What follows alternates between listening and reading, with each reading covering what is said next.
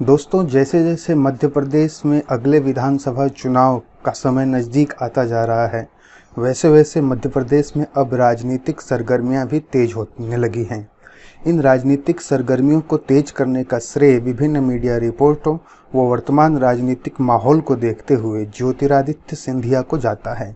ज्योतिरादित्य सिंधिया के भाजपा में आने के बाद पिछले कुछ 15-20 दिनों से सिंधिया की सक्रियता जिस प्रकार से देखी जा रही है भाजपा में, वो सक्रियता उनकी जब वो भाजपा में आए थे तो उसके शुरुआती दिनों में दिखाई नहीं दे रही थी। हम इस वीडियो में सिंधिया की राजनीतिक सक्रियता व उसके विभिन्न मायनों पर आपसे बात करेंगे। सिंधिया के राजनीतिक रूप से इतने सक्रिय होने और बार बार भोपाल आने का क्या कारण है, इसके क्या प्रभाव पड़ सकते हैं, इन विषयों पर हम इस वीडियो में आपसे चर्चा करेंगे। पिछले कुछ दिनों से मध्य प्रदेश में मुख्यमंत्री को बदलने की चर्चा दबे शब्दों से हमें सुनाई दे रही है। 15-20 दिन पहले तो यह चर्चा खुल के हुई थी, लेकिन भाजपा के बड़े नेताओं, स्थानीय नेताओं ने इस चर्चा का खंडन किया। लेकिन अब पिछले 4-5 दिनों से यह चर्चा वापस दबे शब्दों से राजनीतिक हलकों में व राजनीतिक विश्लेषकों के बीच पुनः जारी हो चुकी है। इस चर्चा के शुरू होने का कारण, वापस इस चर्चा के जगने का कारण ज्योतिरादित्य सिंधिया की मध्य प्रदेश में, खासकर भोपाल में अति सक्रियता को बताया जा रहा है। राजनीतिक विश्लेषकों का व मध्य प्रदेश की राजनीति पर अपनी नजर रखने वालों का मानना है कि ज्योतिरादित्य सिंधिया ग्वालियर चंबल के नेताओं के साथ मिलकर एक नए गुट का भाजपा में निर्माण करना चाहते हैं, जो कि युवा है और वर्तमान समय की राजनीति में कहीं ना कहीं अपनी रिलेवेंस को रखता है। इसी क्रम में आप खुद देखिए कि ज्योतिरादित्य सिंधिया जब पिछली बार भोपाल आए थे तो उन्होंने वी.डी. शर्मा, जो कि बीजेपी प्रदेश अध्यक्ष हैं मध्य प्रदेश के, उनसे मुलाकात करी, साथ ही अन्य ग्वालियर चंबल के नेताओं से मुलाकात करी। इस बार प्रदेश कार्य समिति की बैठक के ठीक पहले ज्योतिरादित्य सिंधिया का पुनः भोपाल आना हुआ। भोपाल के दौरे में उनका ग्वालियर चंबल के मंत्री व इनके खास माने जाने वाले अरविंद सिंह भदौरिया से मिलना तय था। सिंधिया उनसे मिले भी, लेकिन जो सबसे ज़्यादा आश्चर्यजनक बात रही, सिंधिया ने प्रदेश के गृह मंत्री डॉक्टर नरोत्तम मिश्रा के साथ बंद कमरे में लगभग 1 घंटे तक चर्चा करी। नरोत्तम मिश्रा के साथ सिंधिया की चर्चा करने के बाद इसके अलग अलग मायने निकाले जा रहे हैं। आपको बता दें कि नरोत्तम मिश्रा उसी ग्वालियर चंबल क्षेत्र से आते हैं जिस क्षेत्र में ज्योतिरादित्य सिंधिया व इनके परिवार का प्रभुत्व है। डबरा, जहां से पहले नरोत्तम मिश्रा चुनाव लड़ते थे इस सीट के आरक्षित होने से पहले, वहां पर नरोत्तम मिश्रा के सियासी सफर की शुरुआत करने का श्रेय ज्योतिरादित्य सिंधिया की दादी राजमाता विजया राजे सिंधिया को जाता है। नरोत्तम मिश्रा का संबंध ज्योतिरादित्य सिंधिया के पिता माधवराव सिंधिया से भी अच्छा था। इस नाते नरोत्तम मिश्रा व सिंधिया के बीच हुई इस चर्चा को लेकर अलग अलग प्रकार के मायने निकाले जा रहे हैं। सिंधिया के भाजपा में आने में मध्य प्रदेश के जिन नेताओं ने सबसे प्रमुख रोल निभाया या फिर जिनके बिना सिंधिया का भाजपा में आना मुश्किल था, उसमें नरोत्तम मिश्रा भी रहे। नरोत्तम मिश्रा ने उस समय ज्योतिरादित्य सिंधिया व स्थानीय भाजपा के बीच पुल यानी सेतु का काम किया।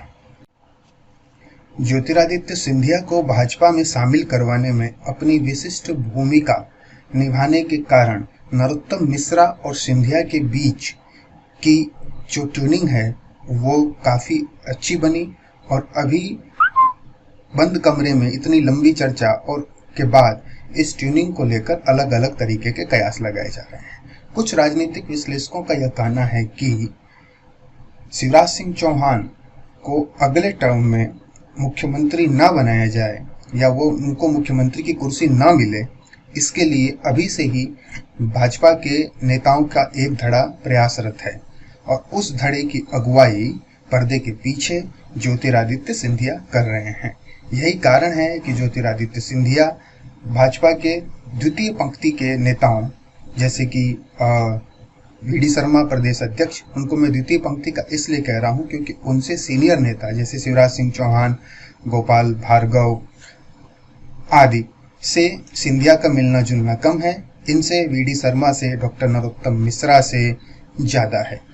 मध्य प्रदेश भाजपा के द्वितीय पंक्ति के नेताओं के साथ ही साथ ज्योतिरादित्य सिंधिया अपने ग्वालियर चंबल क्षेत्र के नेताओं मंत्रियों के साथ भी लगातार मेल मिलाप कर रहे हैं। इसी बीच भाजपा के महासचिव कैलाश विजयवर्गीय से भी कुछ दिनों पहले सिंधिया ने गहन चर्चा की थी। बताया जा रहा है कि वीडी शर्मा, डॉक्टर नरोत्तम मिश्रा दोनों कैलाश विजयवर्गीय के विश्वस्त साथी, मित्र व नेता माने जाते हैं, जिनके माध्यम से ज्योतिरादित्य सिंधिया शिवराज सिंह चौहान के सामने भाजपा के नेताओं की एक नई लाइन खड़ी करना चाहते हैं, जो लाइन आने वाले विधानसभा चुनाव में शिवराज सिंह चौहान के व प्रथम पंक्ति के नेताओं जैसे शिवराज सिंह चौहान, गोपाल भार्गव, अनूप मिश्रा, जयभान सिंह पवैया, प्रभात झा आदि का विकल्प बन सके। कुछ राजनीतिक विश्लेषकों का यह कहना है कि ज्योतिरादित्य सिंधिया यह जानते हैं कि वो भाजपा में रहते हुए कभी भी मध्य प्रदेश के मुख्यमंत्री नहीं बन सकते।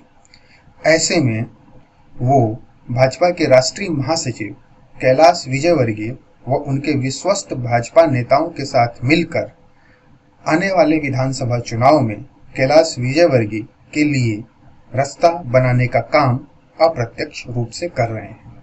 दोस्तों, ये राजनीति है, इसमें कब क्या हो, कौन किसके लिए काम कर रहा है या कौन किस वजह से क्या काम कर रहा है, यह कहना मुश्किल है। आगे देखते हैं कि सिंधिया के दौरों, मुलाकातों व सिंधिया की चर्चाओं का सिलसिला कैसे आगे बढ़ता है, किन किन नेताओं से, किन किन लोगों से कैसे कैसे उनके संबंध आगे बढ़ते हैं और उनका क्या क्या असर होता है। अगर यह बात सच है कि सिंधिया, कैलाश विजयवर्गीय, नरोत्तम मिश्रा, वीडी शर्मा आदि भाजपा के द्वितीय पंक्ति के नेता मध्य प्रदेश में शिवराज सिंह चौहान के विकल्प के रूप में स्वयं को स्थापित करना चाहते हैं, तो यह शिवराज सिंह चौहान के लिहाज से अच्छी बात नहीं है, लेकिन मध्य प्रदेश भाजपा के लिहाज से अच्छी बात है। अगर ऐसा होता है तो मध्य प्रदेश भाजपा को एक नया, युवा व तेज तर्रार विकल्प मिलेगा। जहां तक सिंधिया की बात है, यह कहना बिल्कुल भी गलत नहीं होगा कि सिंधिया मध्य प्रदेश के मुख्यमंत्री के रूप में अपने आप को बिल्कुल ही नहीं देख रहे हैं। उनका जो रुतबा है, उनका जो काम करने का तरीका है, उनका जो ढंग है, वो उनको मुख्यमंत्री के रूप में काम करने नहीं देगा। हाँ, ये हो सकता है कि केंद्रीय मंत्री के रूप में ज्योतिरादित्य सिंधिया सक्रिय हों व मध्य प्रदेश के अपने विश्वस्त नेताओं के माध्यम से मध्य प्रदेश की राजनीति में अपना दखल रखें। अब आगे समय बताएगा कि ज्योतिरादित्य सिंधिया के लगातार हो रहे भोपाल दौरों, ग्वालियर चंबल के नेताओं तथा कैलाश विजयवर्गीय के विश्वस्त नेताओं से बार बार इनकी मुलाकातों का दौर मध्य प्रदेश में भाजपा की राजनीति को किस ओर ले जाता है।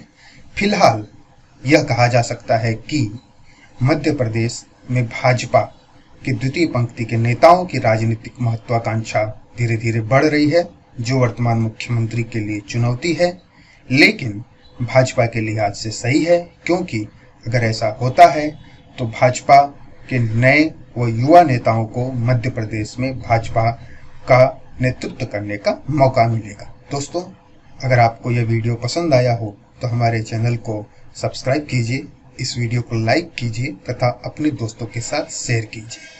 आने वाले वीडियो में हम आपको मध्य प्रदेश की राजनीति को विस्तार से सिलसिलेवार तरीके से समझाने का प्रयास करेंगे तथा कुछ खास अगर घटता है तो उसका राजनीतिक विश्लेषण भी आपके लिए लेके आएंगे।